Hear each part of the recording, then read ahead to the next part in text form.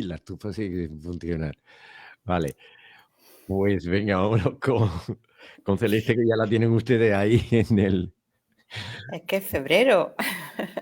No, si no lo digo por el frío, si yo también lo entiendo, Celeste, lo entiendo que no tenemos un conector y una estufa que funcione en condiciones últimamente aquí. Será Sí, también el sí. frío que incide mucho. ¿Qué tal? La humedad. La humedad. ¿Cómo estás? Yo muy bien, contenta de estar de vuelta aquí Sí, otro jueves. ¿no? ¿Y tú? ¿Ya te has recuperado? ¿Estás al 100%? Bueno, sí. Qué bien. Sí, Ya. sí.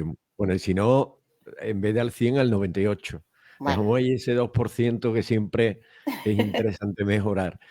Eh, bueno, hoy vuelves a traernos invitados, algo de lo que yo me alegro sí, porque te rodeas de gente que va a hablar de temas que tienen que ver con lo que nosotros tocamos. sí, porque claro, hay que ir siempre a la gente que sabe, porque uno no lo puede saber todo. Entonces hay que acudir a los amigos, los contactos, etcétera, y que nos cuenten cosas interesantes que puede no saber la gente que nos escucha. Pero antes de empezar con eso, Sí, quiero pedir, hacer una corrección y pedir disculpas porque en el programa de la semana pasada estuve hablando de los Boy Scouts o Boy Scouts. Y bueno, eso era supongo, porque he pasado tanto tiempo en Estados Unidos y allí hay Boy Scouts y Girl Scouts.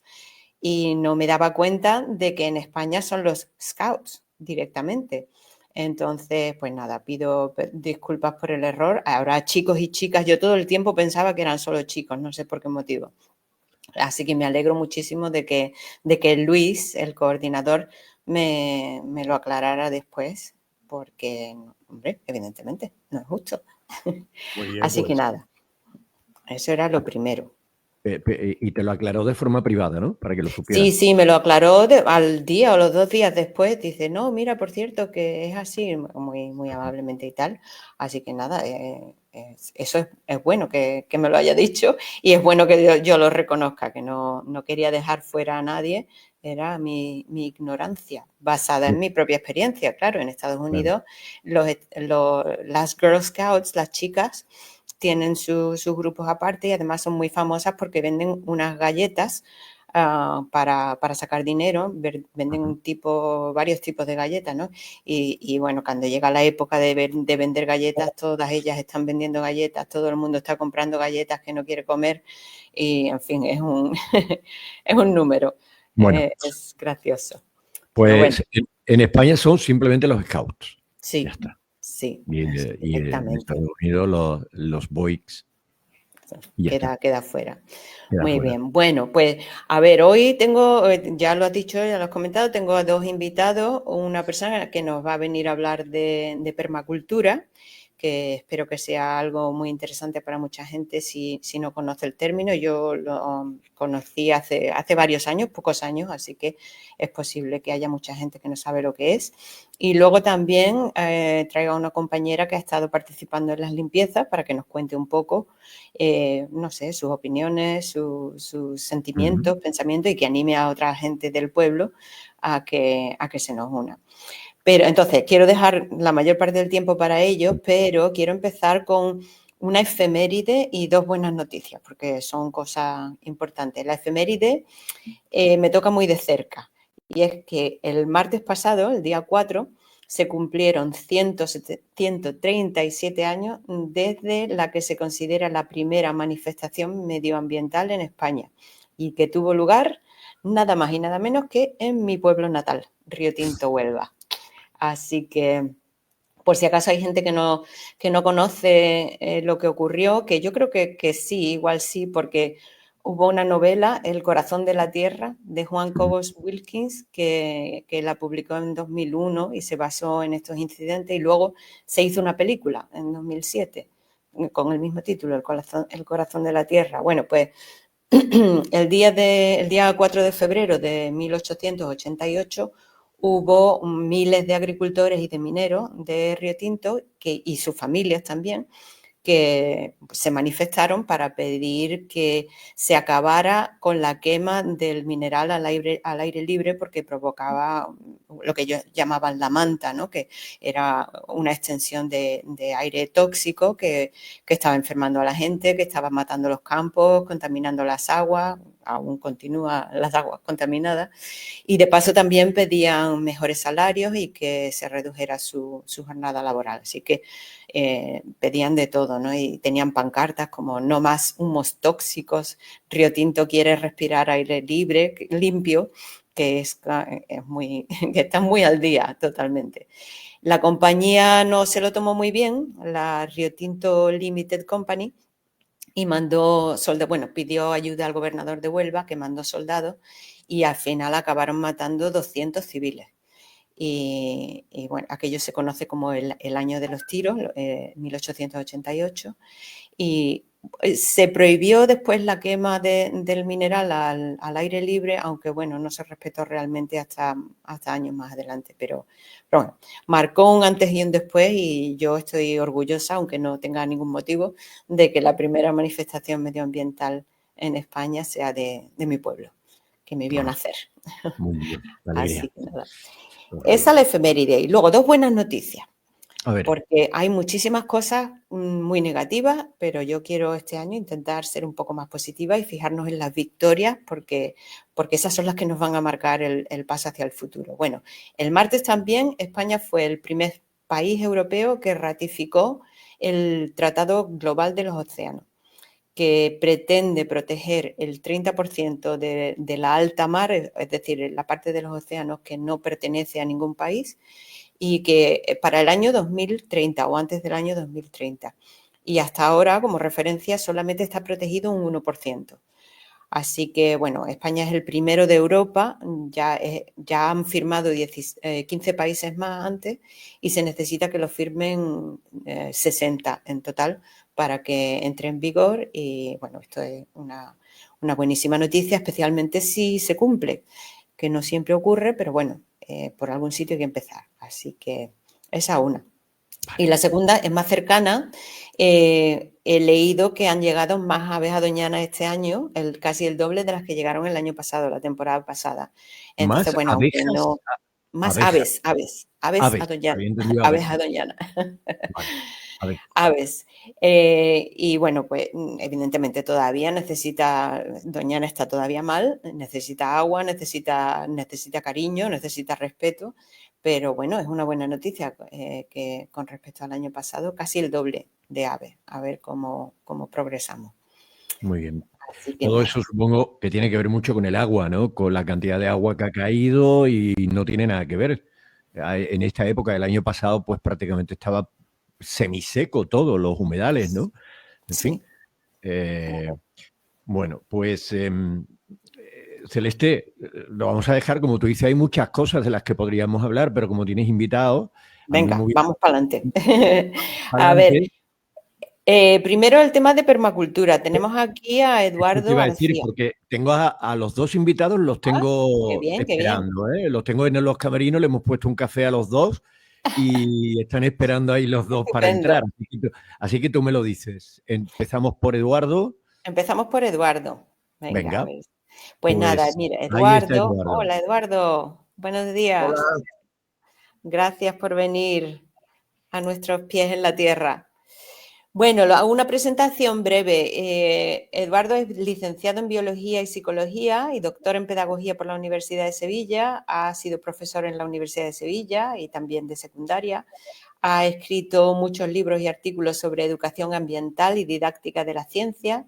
Ha participado en proyectos relacionados con la educación ambiental, asociados con una perspectiva decrecentista de la crisis ecosocial, de lo que también nos puede hablar, pero no hoy. ¿Qué más? Actualmente colabora en un proyecto de investigación que se centra en la alfabetización ambiental del alumnado en relación con una alimentación ecológica y más concretamente en el uso didáctico de huertos educativos, organizados según el modelo de la permacultura, que es de lo que nos va a hablar hoy.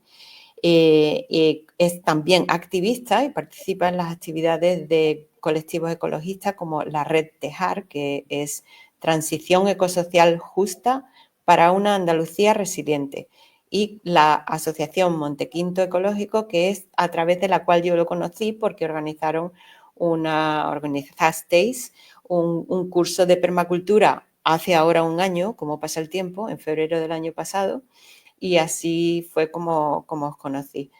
Y bueno, bienvenido, Eduardo, de nuevo. Hola, buenos días a todas, a todos.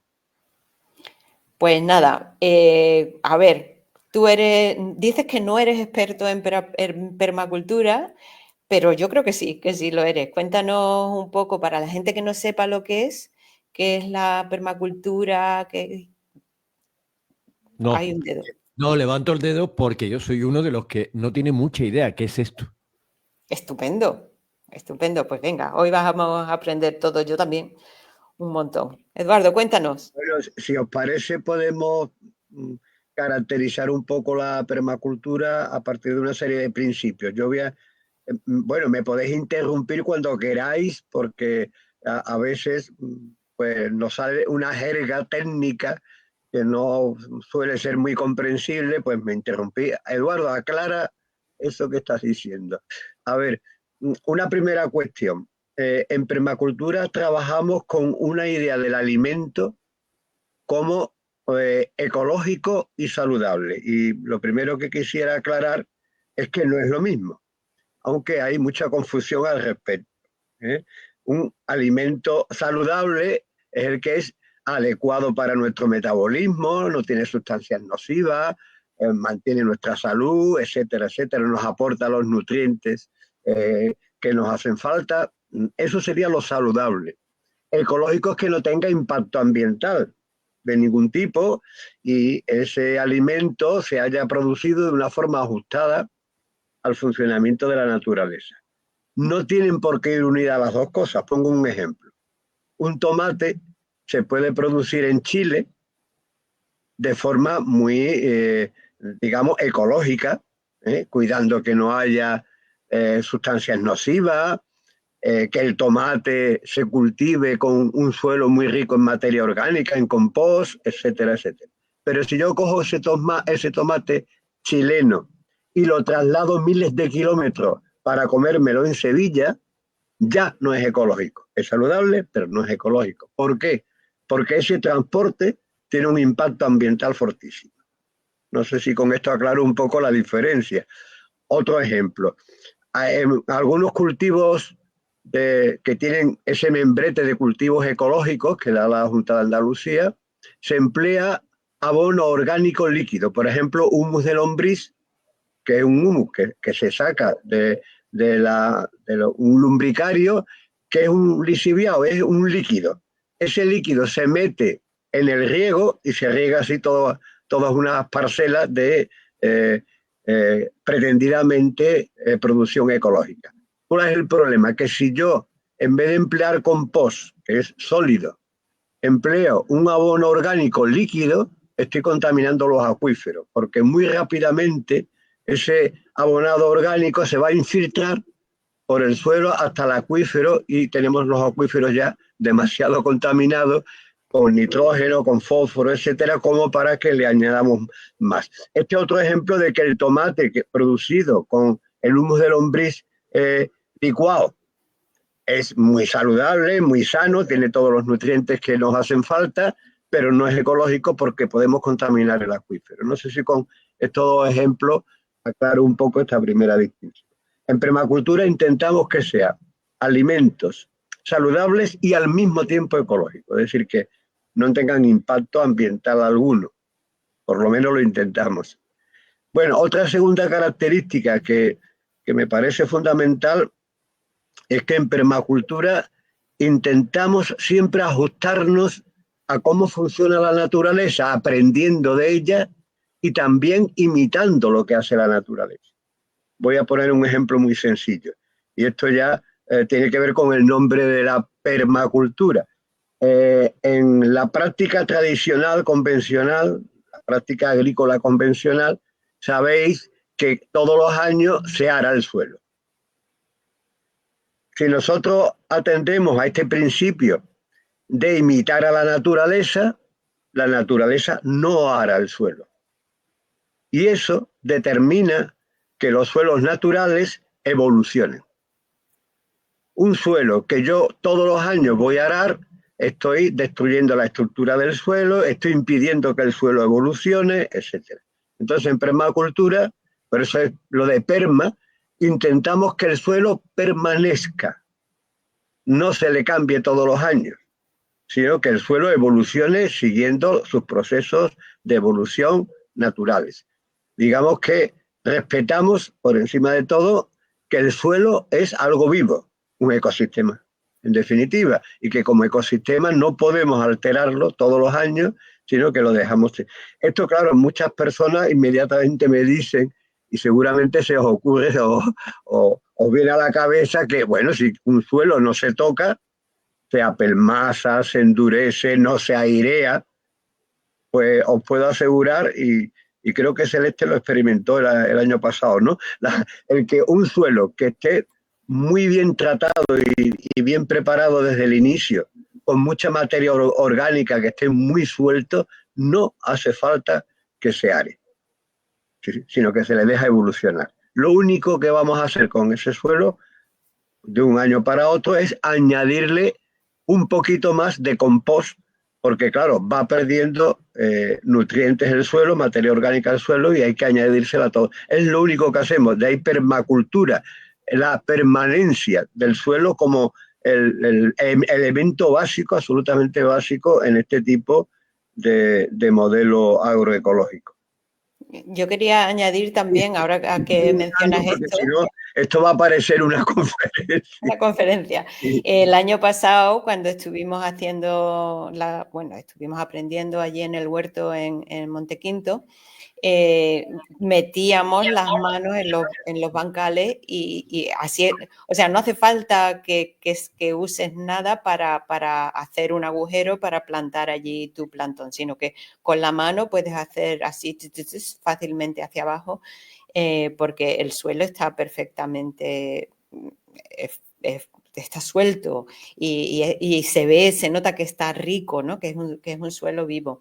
Yo eso lo he intentado hacer aquí en mi casa, no he tenido tanto éxito, necesito mucha más práctica para eso.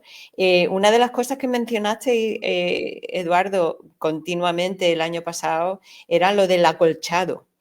¿Puedes explicar un poco qué es eso del acolchado?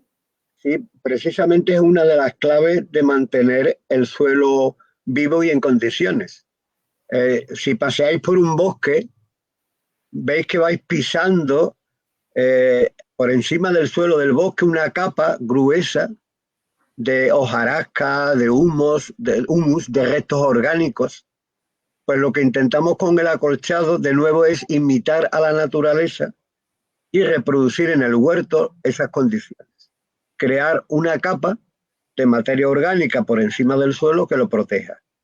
¿Qué es lo que conseguimos con esta capa? Que puede ser paja, puede ser hojas, restos del desbroce y picado de ese desbroce de planta, puede ser incluso viruta de madera, pueden ser trocitos de cartón, cualquier tipo de materia orgánica que forma una capa entre 5 y 10 centímetros de grosor.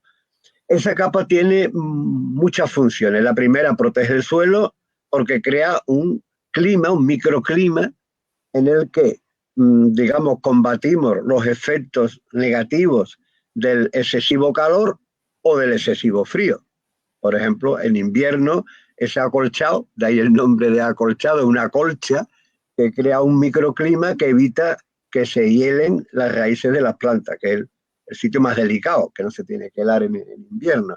Y en verano, ese acolchado permite mantener una temperatura más fresca y mucha más humedad a pesar del calor que podamos tener fuera, ¿no? Entonces es un sistema de aislamiento del suelo, pero que además tiene otras muchas funciones. Por ejemplo, ¿por qué se apelmaza un suelo que no tenga acolchado? Porque cuando llueve, el golpeteo de las gotas de agua de lluvia sobre el suelo lo van apelmazando, lo van, digamos, apretando. No hay poros, no hay huecos entre las partículas del suelo, se va apretando, por eso el suelo queda al final muy duro. Con el acolchado evitamos el choque de las gotas de agua. El agua va poquito a poco llegando hasta el suelo. Eso favorece que no haya erosión, es decir, que el suelo no se pierda, que lo lleve el agua de escorrentía, y favorece también la infiltración, es decir, que el agua poquito a poco vaya entrando en el suelo. tiene más ventajas. Por ejemplo, también con el acolchado podemos conseguir que no crezcan plantas, digamos, salvajes, silvestres, que no queremos que salgan. ¿Por qué? Porque al poner el acolchado, si hay alguna semilla de alguna planta silvestre, se va a encontrar encima con 10 centímetros de una capa que impiden que germine. Entonces, dificulta la germinación de las plantas que puedan competir con las plantas silvestres, que puedan competir con las plantas del huerto. Por ejemplo, facilita que haya menos grama, que es uno de los problemas que siempre tenemos en nuestros bancales, en los huertos, ¿no? Tiene además otra función muy interesante el acolchado. Nosotros le llamamos el compost lento. Sabéis que hay un compost que se hace en las composteras, que es un compostaje que dura 3 meses, 4 meses de la materia orgánica, que nos da un abono orgánico muy bueno que empleamos en el huerto. Pues bien, el acolchado también funciona como un compost. Lo que pasa es que es lento. ¿Por qué? Porque se va descomponiendo muy poquito a poco. Si ponemos una capa de acolchado, por ejemplo, en el mes de septiembre o de octubre, nos va a durar aproximadamente hasta el final de la segunda temporada, la de primavera-verano. Y luego hay que volver a reponer el acolchado otra vez en septiembre o octubre, porque se ha descompuesto. Si hemos empleado paja, cuando llega el mes de agosto ya no hay paja. Ha desaparecido. ¿En qué se ha convertido? Se ha convertido en compost que se ha incorporado al suelo del bancal. Muy bien. Antonio, ¿tienes alguna pregunta? No, ha parecido, reconozco que lo desconocía casi todo, ¿eh? No, mira que nosotros, y bueno, Celeste, tú lo sabes, porque en esta temporada estás con nosotros hablando de todo esto y trayéndonos invitados, pero nosotros llevamos muchísimo tiempo con campañas en relación al medio ambiente, con nuestro querido Jorge Limón, que es el director del Instituto Macrobiótico de Andalucía. Solemos también tener a gente de diferentes sectores en materia agrícola y demás, pero nunca había, me parece súper interesante, y esto del acolchado me ha llamado muchísimo la atención. Sinceramente, desconocía que todo era, no sé, esto quién lo ha inventado, quién fue el descubridor, quién se da cuenta que poniendo esa especie de capa, la tierra va a estar más fértil, va a estar mejor, tanto en invierno para cubrirla de las heladas, como en verano para mantener mucho más fresco, ¿no? No sé, es que esto, las mentes iluminadas, Eduardo, es importante, ¿no? A ver, el acolchado existe como una práctica muy antigua. Ajá. Es decir, que ya existía en muchas formas de agricultura tradicional. No es una cosa, porque empíricamente esas personas, esos agricultores, habían constatado que si dejaban una capa de materia orgánica encima, la cosa iba mejor que si el suelo estaba desnudo. Eso ya, lo único que ocurre es que ya a partir del siglo XX, sobre todo a partir de los años 40, 50, 60, la ecología se desarrolla mucho como disciplina científica y se empieza a comprender, que todavía no lo comprendemos hoy en día del todo, cómo funciona el ecosistema. Es decir, digamos, el agricultor tradicional lo hacía por pura experiencia práctica, pero ahora ya tenemos muchos datos de que el suelo es un ecosistema muy, muy complejo y que en la naturaleza está protegido siempre por esa capa de hojarasca, humus y restos orgánicos. Y que eso funciona muy bien así en la naturaleza. Eso ayuda mucho a que un suelo se mantenga y evolucione. En este caso lo que hacemos es utilizar tanto un conocimiento tradicional que siempre ha estado ahí, como las nuevas aportaciones de la ecología sobre cómo funciona el ecosistema. Yo creo que es interesante, y en permacultura se hace mucho esto de combinar el conocimiento científico con el conocimiento tradicional, siempre que sean compatibles.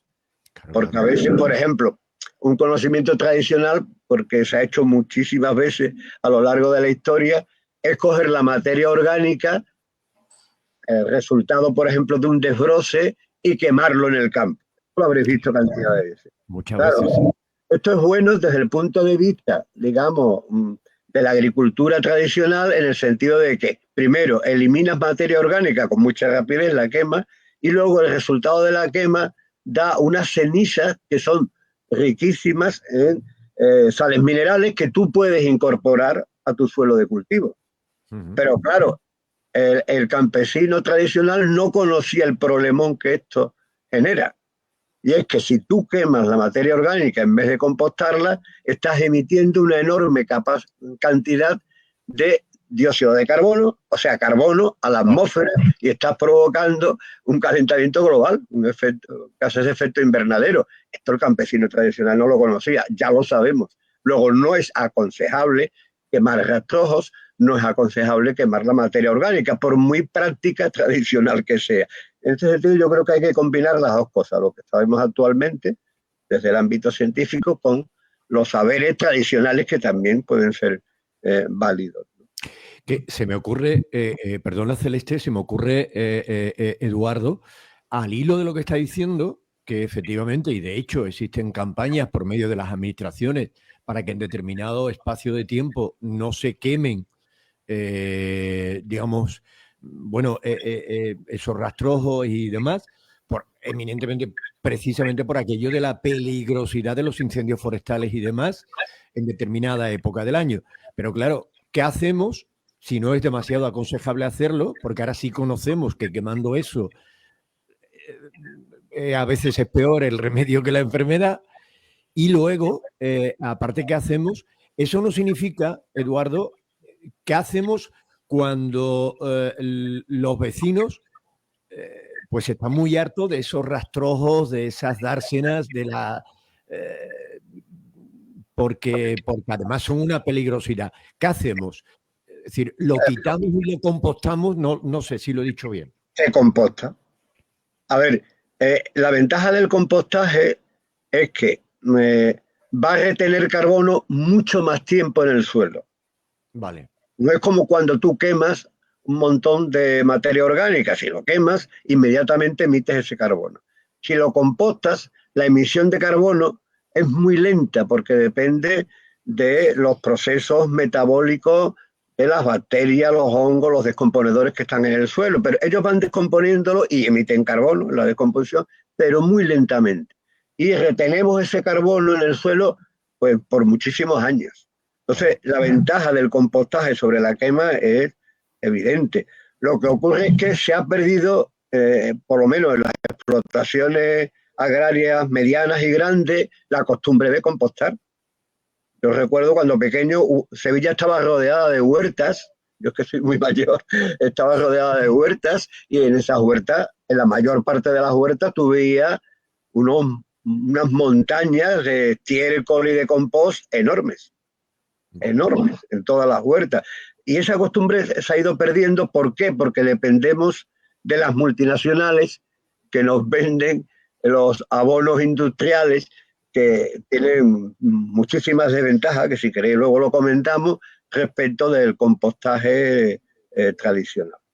Entonces, con esto enlazo un poco con un segundo principio de la permacultura, que es la autosuficiencia. En permacultura intentamos no traer demasiados recursos de fuera y autoabastecernos, y coger los residuos y reciclarlos. Esto es un principio básico en permacultura.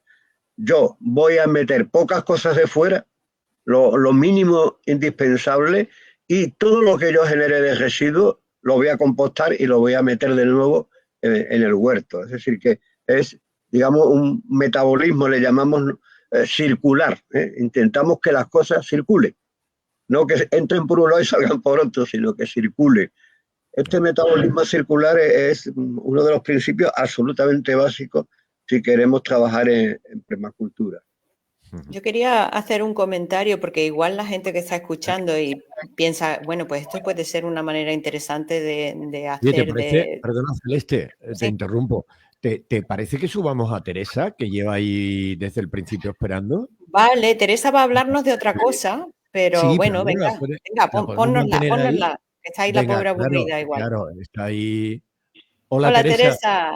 Hola, buenos días. Buenos días. Muy interesante lo que estoy escuchando. Venga, pues de enseguida. permacultura. Venga, pues Adelante, seguimos. Celeste. Bueno, yo eso, la primera vez que escuché sobre permacultura me pareció muy interesante y algo que yo quería hacer, pero enseguida empecé a agobiarme, ¿no? Porque el cambio es tan radical de la forma en que se hace tradicionalmente la agricultura, incluso en tu propio huerto, ¿no? Una de las cosas, por ejemplo, que leí es que el primer año que empiezas a practicar permacultura, simplemente debes observar. No hagas nada o haz lo mínimo y permite que tu huerto o que tu propiedad te enseñe qué es lo que necesita, qué es lo que quiere, y tú aprendes de eso y actúa en consecuencia, ¿no? Entonces, y otra cosa también muy importante que no ha comentado Eduardo, pero me imagino que comentará, es el diseño. El diseño en permacultura es muy importante, es esa idea de primero tienes que pensar mucho, mucho, mucho para diseñar lo que necesitas y luego ya ponerlo en marcha, ¿no? Y yo soy una persona más de hacer que de ponerme a diseñar cosas. Entonces, un poco lo que quería comentar es la idea de que para mí, la manera que he encontrado de reconciliarme con la permacultura es que para mí es un proceso. Mi objetivo es llegar a seguir todos los principios que pueda de permacultura en mi huerto, pero sin machacarme. Porque si no puedo hacer una cosa, bueno, pues no puedo. En este momento no puedo. Igual más adelante mi huerto me va a decir cómo hacerlo de mejor manera. ¿Qué piensas, Eduardo? En permacultura hay muchos principios, dos más. Ahí los presento, ¿no? Uno, aprender en la acción, o sea, en la práctica. Este es un principio de la permacultura fundamental. Tenemos que estar continuamente investigando y reflexionando sobre nuestras actuaciones. Porque se parte de la idea de que observando la naturaleza, como muy bien has dicho, viendo lo que nos pasa si hacemos determinada cosa y qué consecuencias tiene, etcétera, es como se aprende. O sea, que ese es un primer principio clave. Pero va unido a otro, que es cuidar el diseño.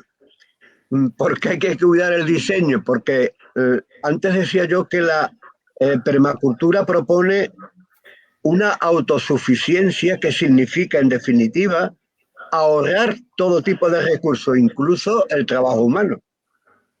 Claro, si no se diseña un poco, yo sé que a veces el diseño es complicado, como tú has manifestado, ¿no? Si no se diseña un poco qué es lo que queremos hacer en el huerto, en nuestro huerto, y no pensamos ese plan, ¿qué es lo que puede ocurrir? Que hagamos un esfuerzo inicial muy grande y luego tengamos que hacer un nuevo esfuerzo para replantearnos y rectificar lo que hemos hecho.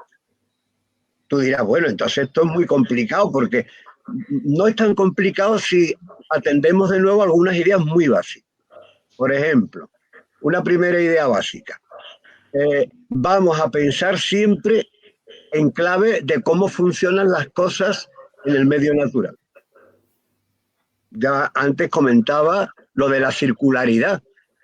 Y yo voy a diseñar un huerto, ¿cómo consigo circularidad? Pues evidentemente, antes de hacer nada, es lo que tendría que montar en mi huerto, composteros.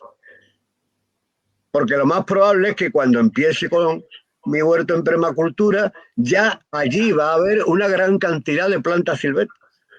¿Qué hago con las plantas silvestres que están llenando ese campo, esa parcela? Las tiro a la basura, las quemo, como comentábamos antes, o las composto. Entonces, la primera actividad de un diseño en permacultura es ubicar un sitio adecuado para el compostero o los composteros y fabricar los composteros.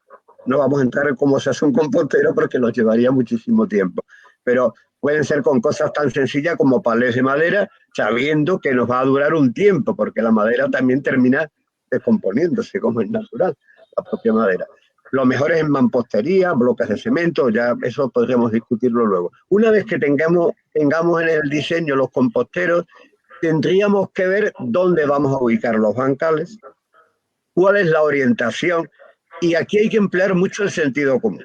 Por ejemplo, si el suelo tiene pendiente, es de sentido común que los bancales los tengo que hacer de manera que aquello se aterrase de alguna forma y el suelo de los bancales no sea arrastrado por la erosión del agua de escorrentía, del agua que corre por la superficie.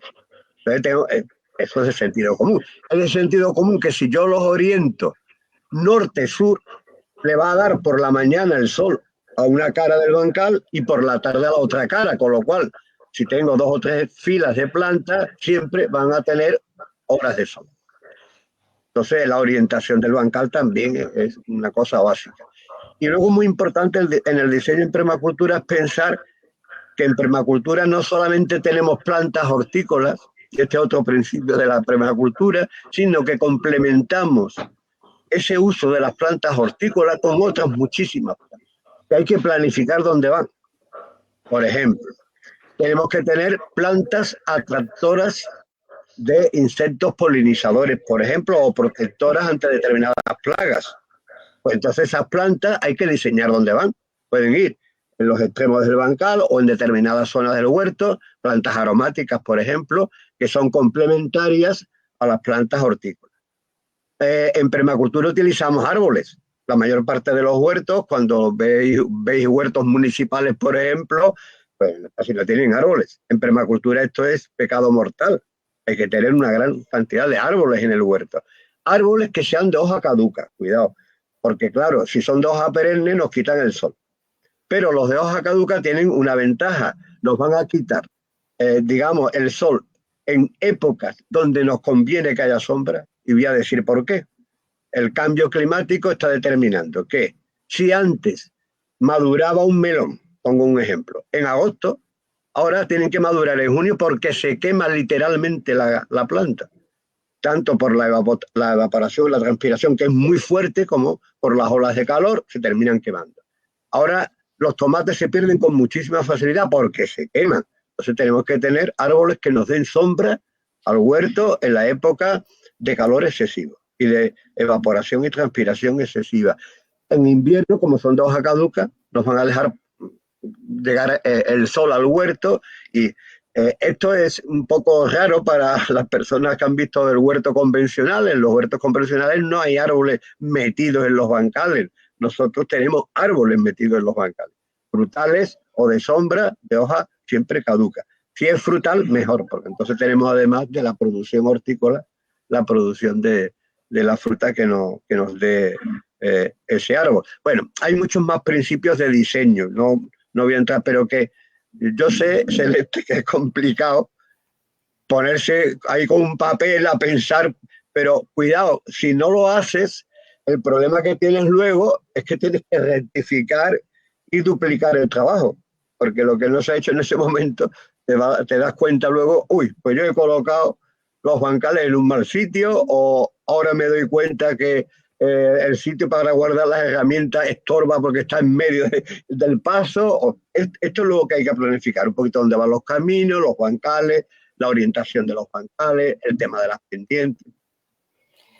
Bueno, no sé si... Sí, no, lo que pasa es que como siempre nos quedamos sin tiempo. Sí. Pero ya. estamos aquí, Teresa, que es espectadora igual que yo hoy, estamos absolutamente embelesados, ¿no? Verdaderamente sí. Madre mía. Pues a mí personalmente me ha hecho reflexionar que la memoria parece que la perdamos, porque los que somos de cierta edad, como ha dicho él, muchas de estas cosas las sabemos positivamente de ver en el campo a los padres y ver cómo estaba y cómo trataban el campo. Cosa que esta mañana mismo yo personalmente he sacado las hojas secas de encima de unas plantas cuando no tenía que haberlo hecho, de la maceta de las plantas. Entonces te das cuenta de que la memoria parece que no nos sirve de nada. O sea que agradezco lo poco que me ha hecho recuperar de lo que había vivido. Muchas gracias, Eduardo. Solamente añadir una cosita. En permacultura no hay solamente un planteamiento de diseño, un planteamiento tecnológico. También hay una filosofía de vida, hay otra serie de cosas que si queréis en otro momento o en otro podemos hablarlo con más tranquilidad. Sí, vas a tener que volver. Yo quería decir que si alguien está interesado en este tema, Eduardo, ¿vais a hacer otra vez el curso este año? Sí. Sí. Que este año empezaremos a 1 de marzo aproximadamente. Es un curso de permacultura gratuito.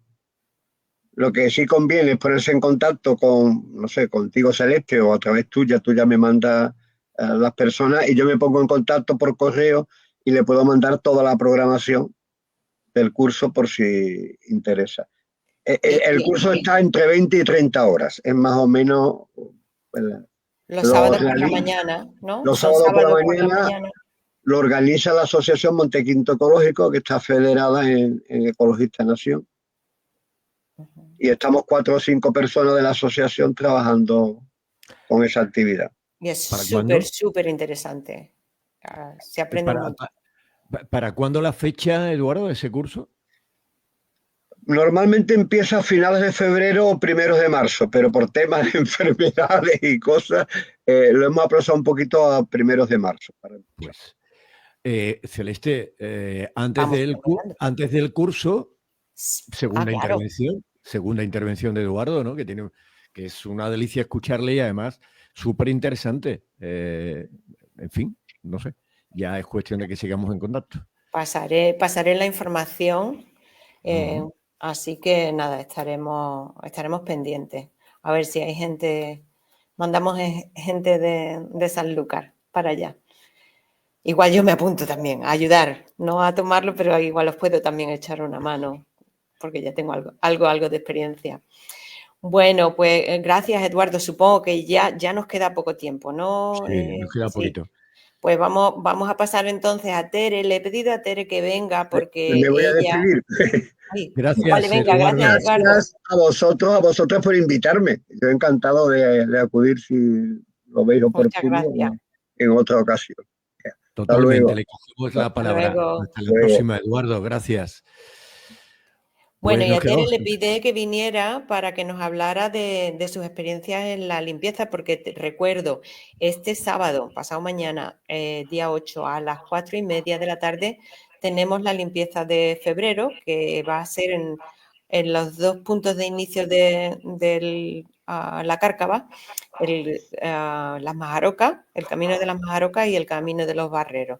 Entonces, Teresa ha participado con su familia en varias de las limpiezas y yo quería preguntarle por qué hace esto, qué le parece y que le cuente a la gente, porque claro, yo siempre voy hablando de esto, pero quiero que otra gente cuente sus propias experiencias. Muy bien. Bueno, pues yo, la verdad es que las 2 primeras veces yo creo que hiciste la limpieza, no fui.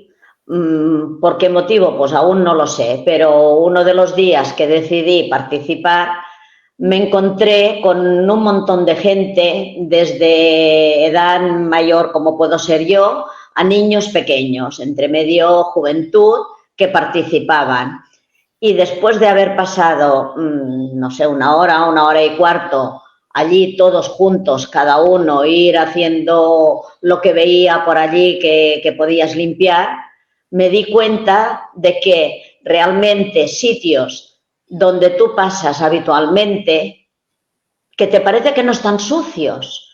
Y al final el resultado fue que cuando volví a casa volví tan satisfecha de ver lo que habíamos recogido, que la gente que andamos por la calle no nos damos cuenta de lo que hay verdaderamente. Fue una experiencia para mí positiva. Aquel día yo creo que de aquí a casa fui sola. He ido con mi hija y he ido con mi nieto. Ves los niños, la ilusión, y son más conscientes, yo creo, de lo que nosotros mismos nos imaginamos, porque pequeños detalles que ellos ven en concreto, como a lo mejor que ellos están recogiendo allí un papel, una lata, porque al final les dices lo que tienen que recoger ellos un poco, y van recogiendo, y a lo mejor pasa por su lado una persona y tira un papel, y ellos no se cortan, se lo dicen a la persona esta. En cambio, tú a lo mejor te quedas parado mirándolo lo que ha hecho, y ellos no, ellos reaccionan al instante cuando lo ven.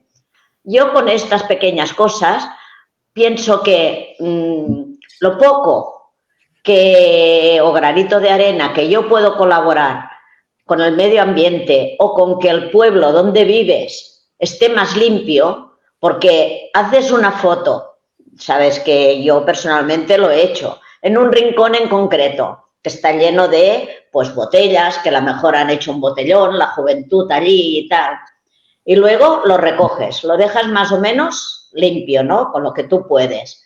Y lo recoges todo. Haces otra foto, es que es una imagen completamente diferente, porque ves que lo que hablaba Eduardo en realidad es lo mismo, que debajo a lo mejor hay vegetación, hay verde, en cambio está escondido esto por el montón de porquería que llega a ver allí en aquel montículo o en aquel rincón. Entonces, al final, no sé, yo es la satisfacción de poder participar. A más, invito a la gente a que vaya por dos motivos. Uno es 1 hora, hora y media máximo, que no te das cuenta y ha pasado, una. En segundo lugar, la satisfacción. Y en tercer lugar, no tienes ninguna obligación a ir. Vas el día que tú quieres y cuando tú puedes, que no necesariamente es una responsabilidad que te obliga a ti a nada.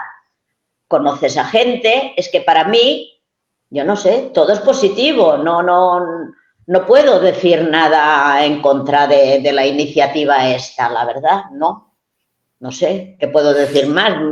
La satisfacción personal y la implicación un poquitín ya por el concepto, pues un poco sí, en el fondo sí, o recuperarlo, el concepto de vida sana o de medio ambiente que lo tenemos muy, muy aparcado, ¿no?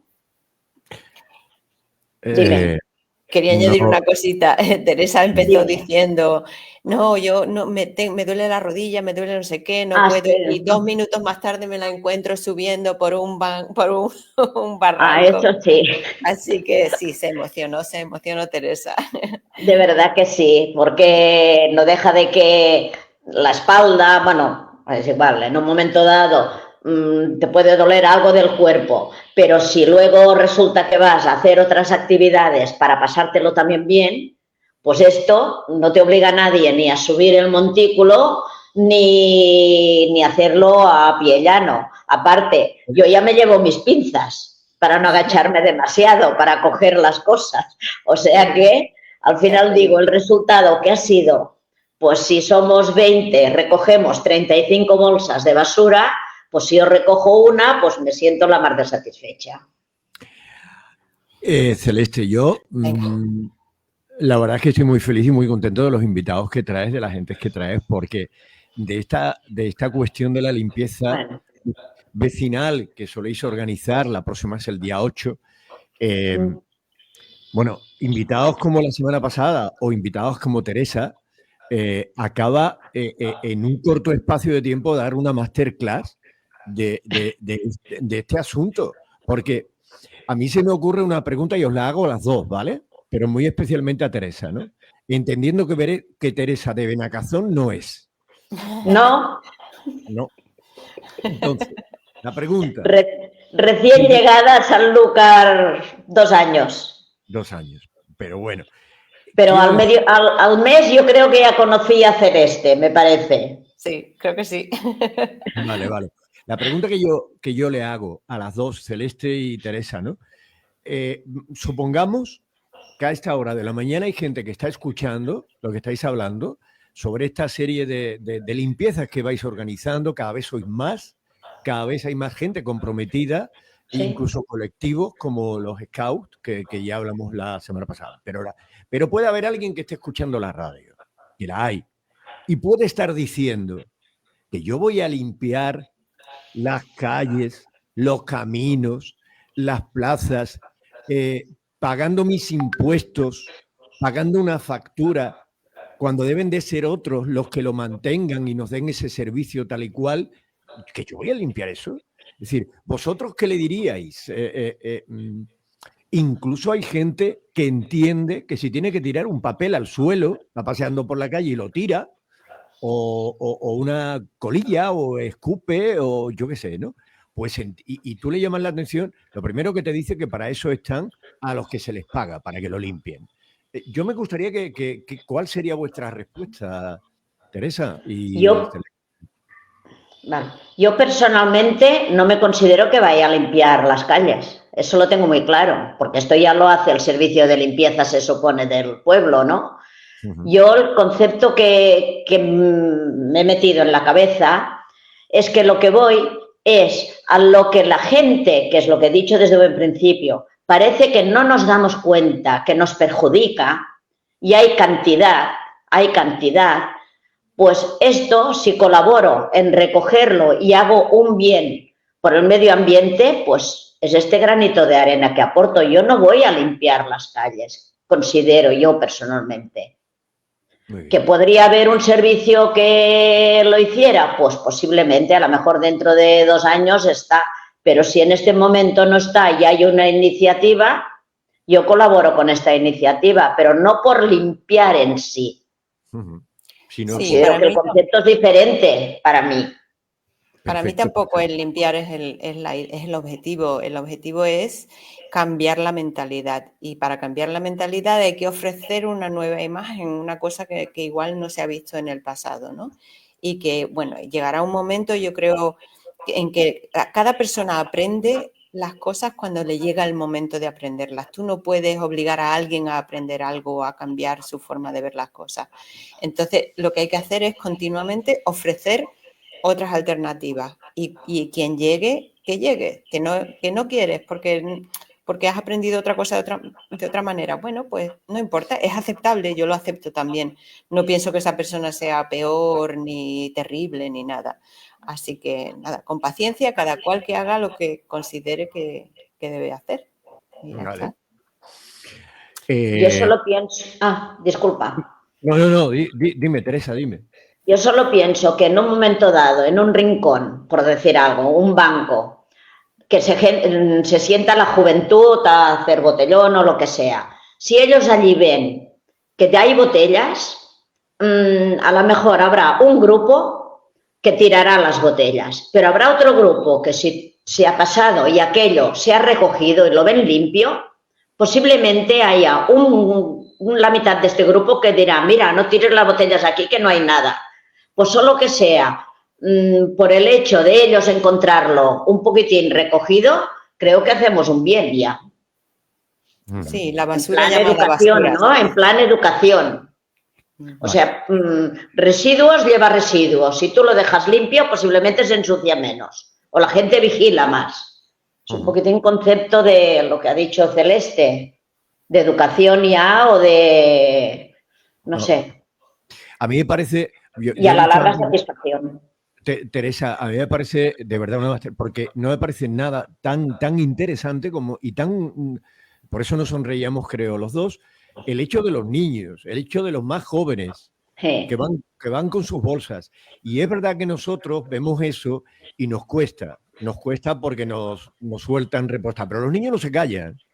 Los niños no se callan. Los niños ven a alguien que lo está haciendo mal y rápidamente le dice, ¿pero qué haces? ¿Qué estás tirando?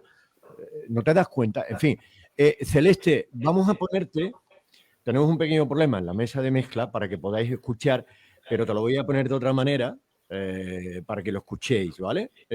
Nuestra amiga Teresa, que es una oyente fiel, nos ha mandado unos audios en relación a lo que estáis hablando y me gustaría que lo escucharais, ¿vale? Buenas tardes, Antonio. Yo a esa señora la conozco, ¿vale? Porque está en Marea Blanca, ¿vale? Y a su marido también, y a su hija también la conozco, ¿vale? Pues ole y ole. Y yo también quiero participar, porque a mí los pueblos me encanta que estén limpios, ¿me entiendes? Eso va así. Y otra cosa, Antonio, papelera, que hace tiempo que tú no ves una papelera por San Lucas. ¿Dónde está aquí la papelera? Porque había 2 papeleras en la calle El Escalón. Creo que había 2. Sí, pues había 2 o una, pero la había. Aquí hace ya un porrón de años que no ponen ni una papelera. Habrá gente que tiene las cosas al suelo, pero hay otra gente que está concienciada que va a la papelera. ¿Vale? Son papel de chicle, son paquetitos que se vaya comiendo a lo mejor, ¿no? De pasada, cuando va a su casa o baja a la plaza, ¿me entiendes? Y eso, un ole por Tere, que la conozco yo muy bien, hace ya desde que se vino aquí prácticamente, ¿vale? Y a mí me encanta que estén los pueblos limpios, porque nosotros tuvimos hace ya muchos años en Vejer de la Frontera y eso es una en Vejer de la Frontera, Antonio. Y eso es una maravilla. Yo me quedé de a cuadros, alucinaba, vamos, a mí es que me encanta. No sabe que yo la llamo muchas veces por el tema de la basura y muchísimas cosas, muchas deficiencias que hay aquí en San Lucas, pues lo saben. Y yo todas las farolas que estaban apagadas por detrás del Mercadona, yo no por echarme flores, pero bueno, también es bueno que no echemos flores, claro que sí, no nos faltaría más, ¿vale? Pues esas están encendidas por mí, ¿vale? Y otras cositas también, ¿vale? Como muchas cosas, y muchas cosas que hay en San Lucas, muchas deficiencias, Antonio, te vuelvo a repetir, ¿vale?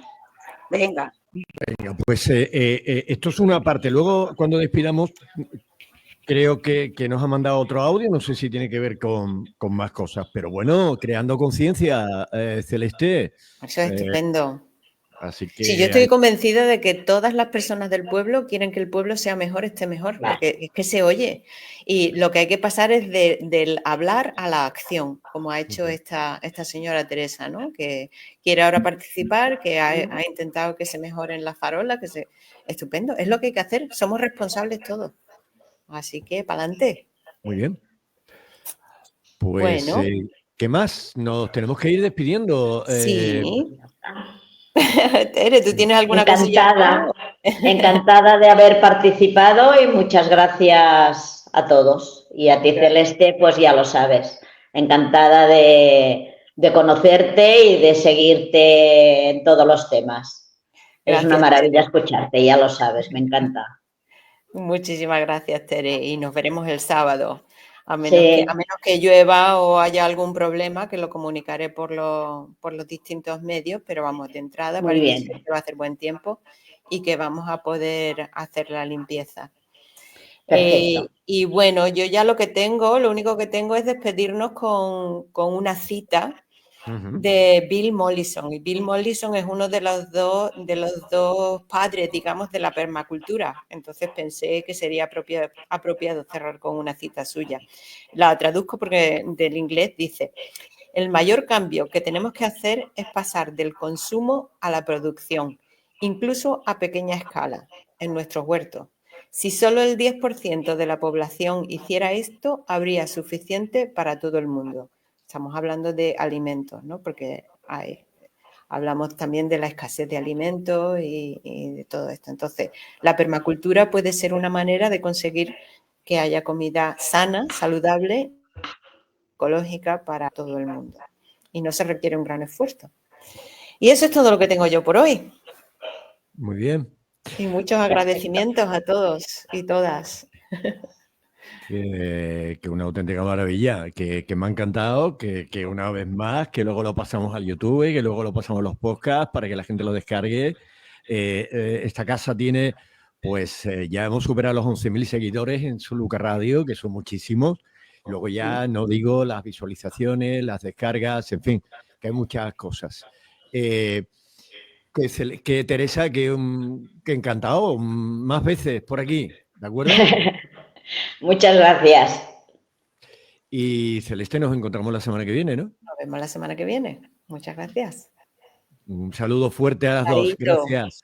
Adiós. Hasta luego.